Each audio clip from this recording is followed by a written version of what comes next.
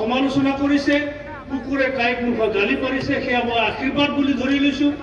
বছৰৰ পিছত কোনো জনগোষ্ঠীক আৰু ট্ৰাইবেল কৰাৰ এতিয়া দিন আৰু নাই। 1996 চনত মাত্ৰ এটা জনগোষ্ঠীক এছটি কৰিছিল 6 মাহৰ কাৰণে। 5টা ক্ৰাইটেৰিয়া ফুলফিল কৰিব লাগিব, 5টা বৈশিষ্ট্য পূৰণ কৰিব লাগিব। আদিত্য খাকলাৰী আজি 1 লক্ষ মানুহ। আদিত্য খাকলাৰী কণ্ঠটো হৈছে অসমৰ 42 লাখ জনজাতি।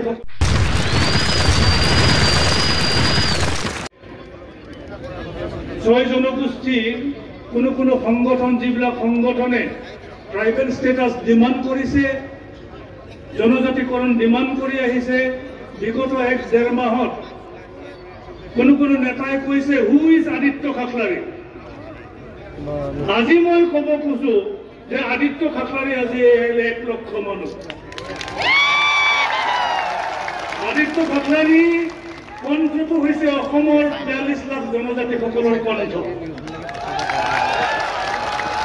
আদিত্য খাকলাৰী যি কৈছে সেয়া অসমৰ এবৰিজিনেল ভূমিপুত্ৰ জনজাতিসকলৰ হৃদয়ৰ কথা কৈছে, মনৰ কথা কৈছে যে অসমৰ 6 জনগোষ্ঠীৰ জনজাতিকৰণ আমি কেতিয়াও মানি ল'ব নোৱাৰো।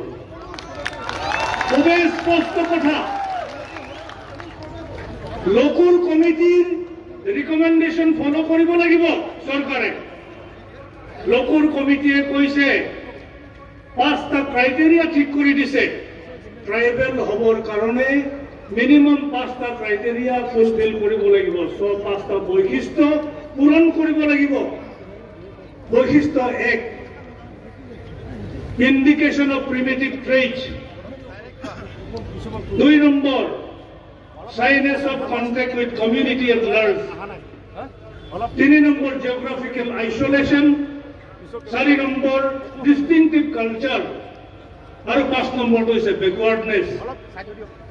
আদিম অৱস্থা প্ৰাপ্তিৰ লক্ষণ, সুস্পষ্ট সংস্কৃতি যাৰ আছে, ভৌগোলিকভাৱে বিচ্ছিন্ন ঠাইত যিসকল লোক থাকে, অন্যান্য জনগোষ্ঠীৰ সংস্পৰ্শত আহিবলৈ যাৰ লজ্জাবোধ আছে, দ্বিধাগ্ৰস্ততা আছে, যিবিলাক জনগোষ্ঠী সাংস্কৃতিকভাৱে, ভাষিকভাৱে, শৈক্ষিকভাৱে, অৰ্থনৈতিকভাৱে, ৰাজনৈতিকভাৱে পিছপৰা, সেই সকল জনগোষ্ঠীকহে ট্ৰাইবেল কৰা হয়।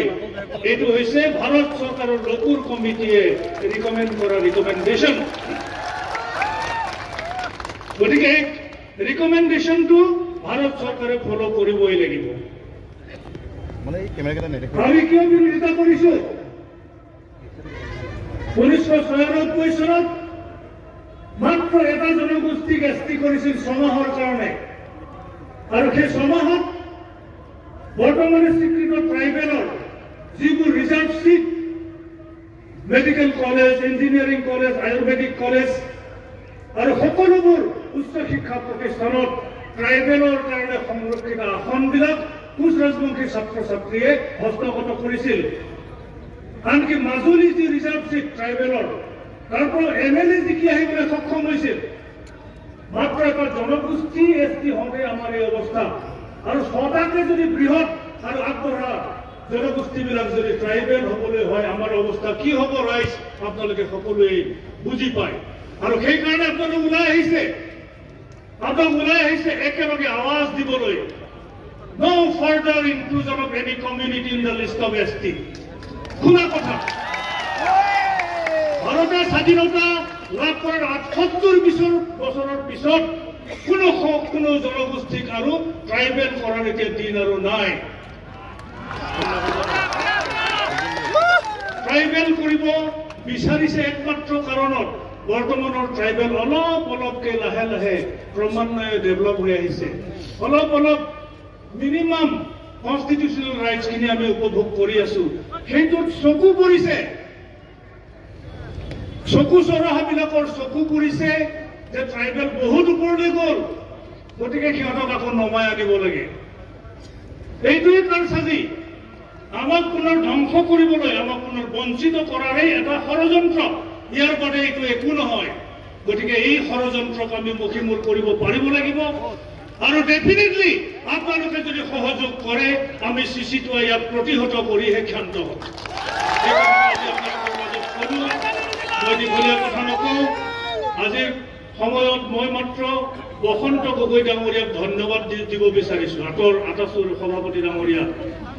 এইকাৰণে তেখেতক মই ধন্যবাদ জনাম যে তেওঁ আমাক প্ৰমাণ কৰি দিলে যে আহোমসকল বেলেগ, বৰ্তমানৰ ট্ৰাইবেলসকল বেলেগ। আহোমসকলৰ লগত আমি সমানে সহাৱস্থান কৰিব নোৱাৰো, কাৰণ তেওঁলোকৰ কথা বতৰাই বেলেগ, তেওঁলোকৰ চৰিত্ৰ বেলেগ, তেওঁলোক হৈছে আগবঢ়া, আমি বৰ পিছপৰা। ইয়াৰ উদাহৰণ আমি ক'ত পালো? শিৱসাগৰ জিলাত জিলা পৰিষদৰ সভানেত্ৰীত যেতিয়া মিচিং মহিলা এগৰাকী অধিষ্ঠিত হ'ল, লটাৰীৰ যোগেদি, ৰোটেশনৰ যোগেদি, ৰিজাৰ্ভেশ্যন পলিচিৰ যোগেদি মিচিং জনজাতিৰ মহিলা এগৰাকী যেতিয়াই জিলা পৰিষদৰ সভানেত্ৰী হ'ল, আটাচুৱে কি কৰিলে? ইয়াৰ প্ৰতিবাদত শিৱসাগৰ স্তব্ধ কৰি পেলালে। আৰু এইকাৰণে আজি মই আটাচুক ধন্যবাদ জনাইছো। আপোনালোকে আমাক বুজাই দিলে আমি কোন আৰু আপোনালোক কোন, আমি কোন আপোনালোক কোন আপোনালোকে বুজাই দিলে, তাৰ কাৰণে মই তেখেতক ধন্যবাদ জনাইছো। বাকী যিবিলাক সংগঠনৰ নেতাই আমাক সমালোচনা কৰিছে, কুকুৰে কাইক মুখত গালি পাৰিছে, সেয়া মই আশীৰ্বাদ বুলি ধৰি লৈছো। সেয়া চিচিটোৱাৰ কাৰণে আশীৰ্বাদ, ট্ৰাইবেল সংঘৰ কাৰণে আশীৰ্বাদ। আপোনালোকে আহি এই গণসমাৱেশ সফল কৰি তোলাৰ বাবে মই পুনৰবাৰ আপোনালোকক কোটি কোটি প্ৰণাম জনাই মোৰ বক্তব্য সামৰিছো। ধন্যবাদ। ধন্যবাদ থাকিল।